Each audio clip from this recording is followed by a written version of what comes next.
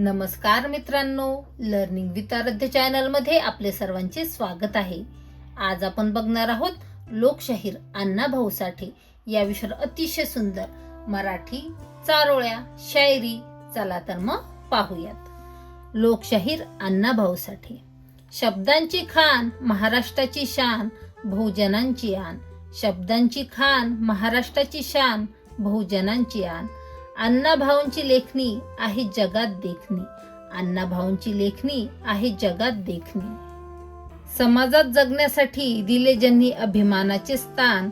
समाजात जगण्यासाठी दिले ज्यांनी अभिमानाचे स्थान. साहित्य आणि लोककलेतून केला समाजाचा पुनर्निर्माण.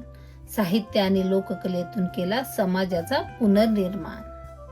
साहित्यातून ज्यांनी उंचावली उपेक्षितांची मान.